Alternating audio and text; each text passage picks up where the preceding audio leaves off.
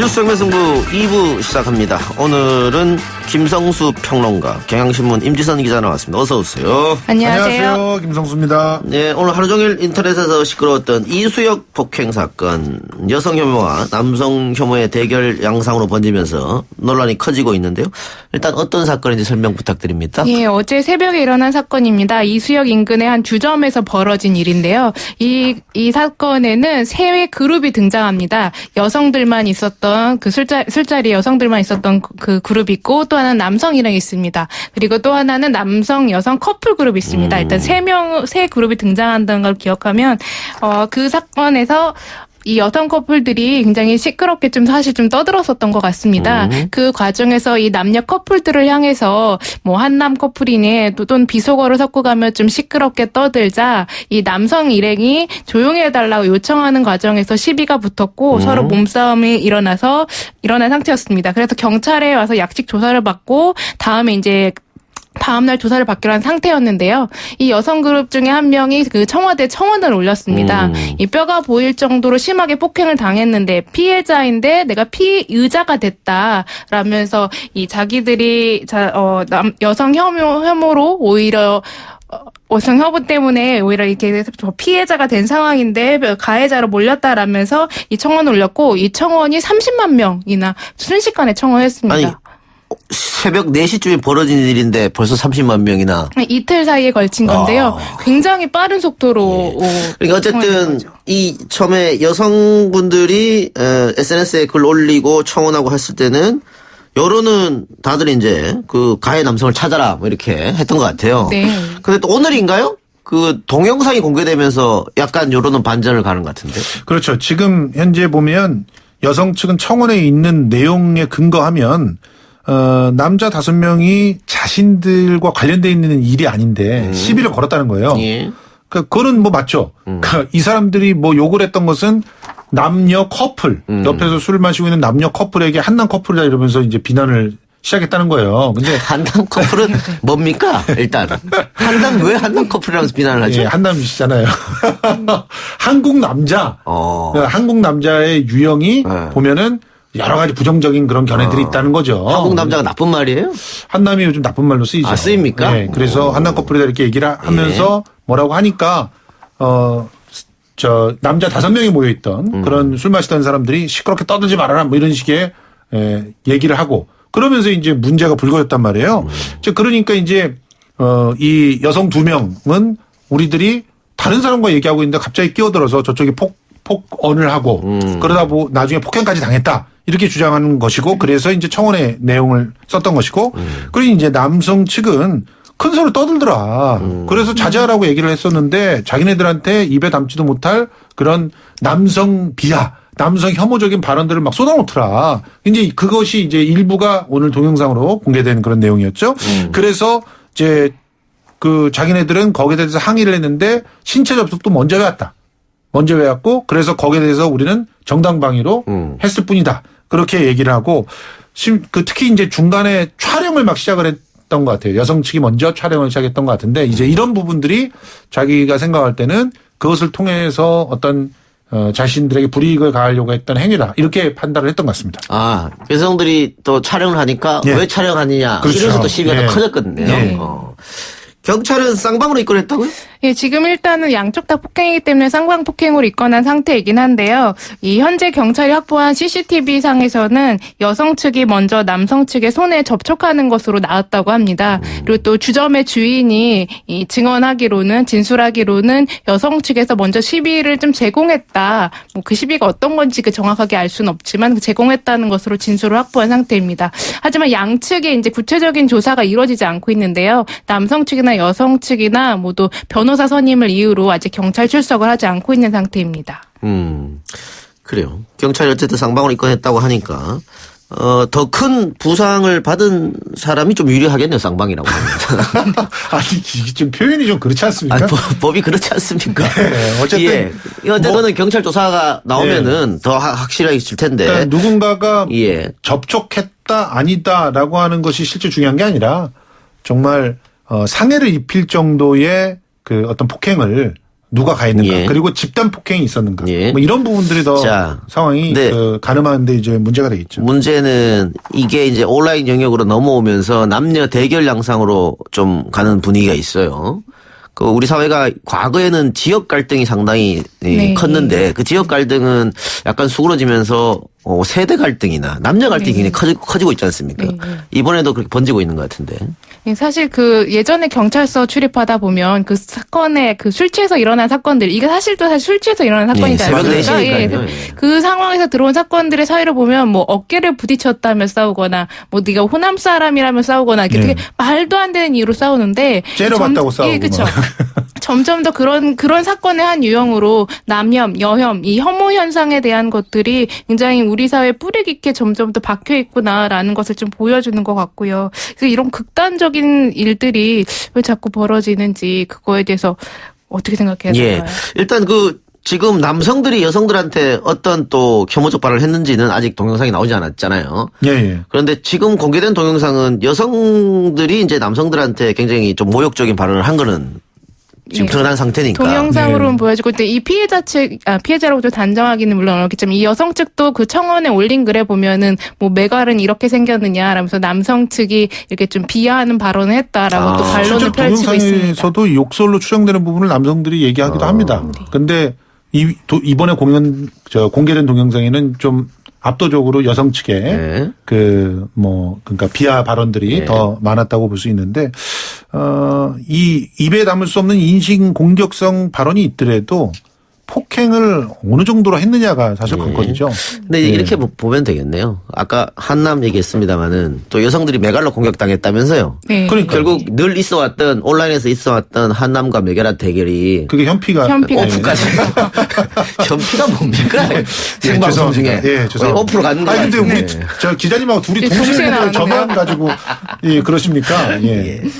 안타깝네요. 예, 이게 안타깝습니다. 온라인에서의 논쟁이 결국은 이게 밖으로까지 나가서 이렇게 됐는데 앞으로도 이런 논란은 좀 계속 될 것 같습니다. 남성 혐오, 여성 혐오. 그렇죠. 그래서 지금 어떻게 보면은 이제 사회적으로 이런 갈등에 대한 조정들이 좀 필요한 게 아닌가 하는 생각이 들고요.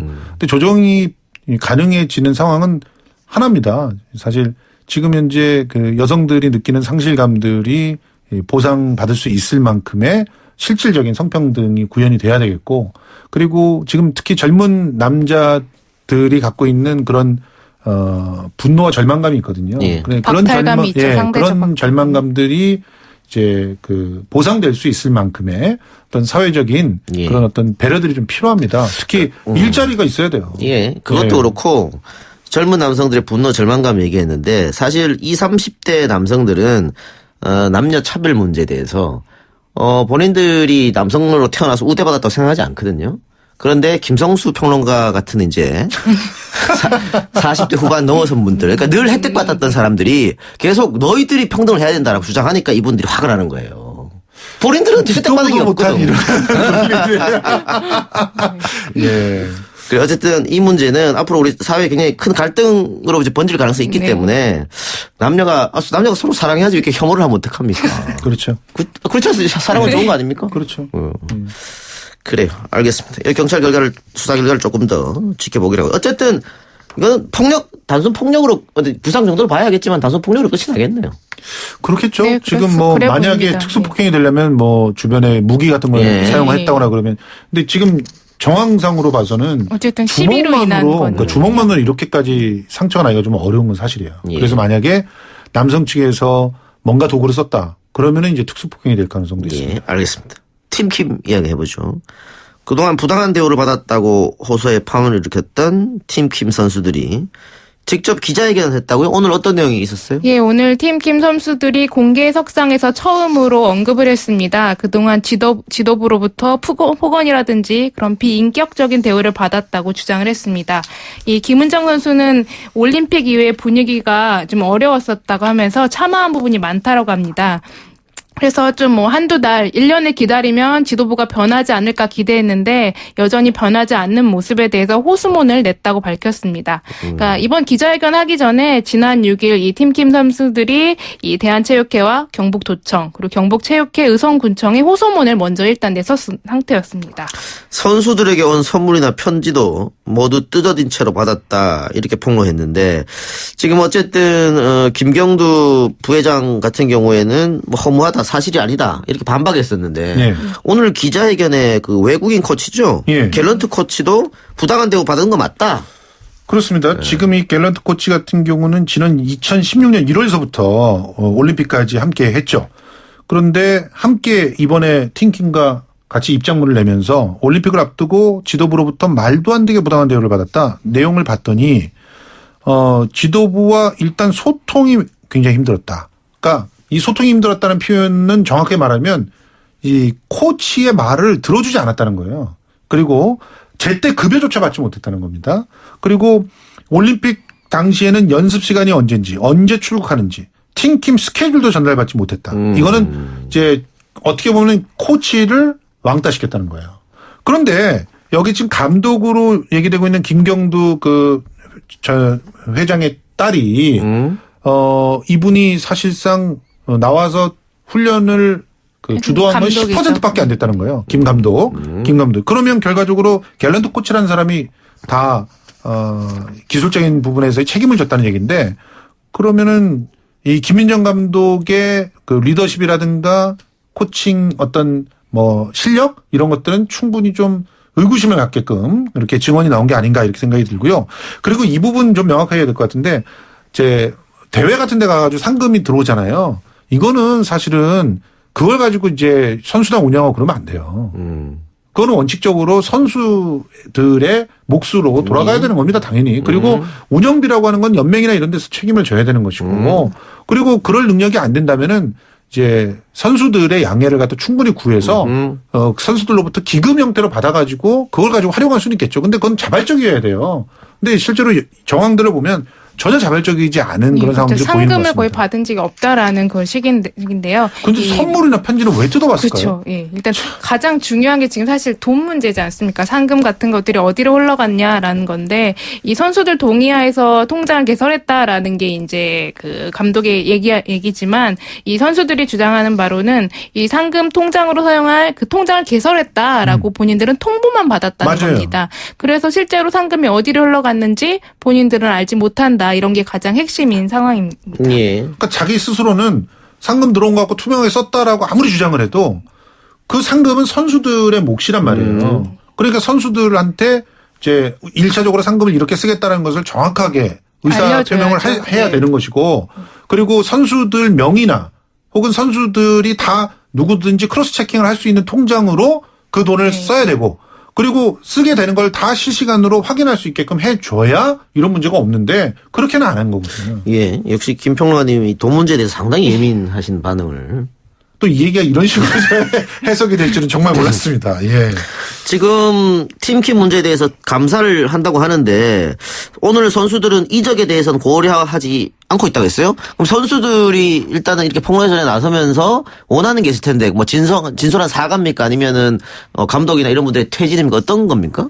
이 선수들은 일단은 지도부들이 나가야 한다고 주장했습니다. 그러니까 잘못을 한 사람이 나가야지 본인들이 나갈 수는 없다라는 얘기를 하고 뭐 사실 이적 자체를 아예 생각하지 않았다. 거의 이런 식의 입장입니다.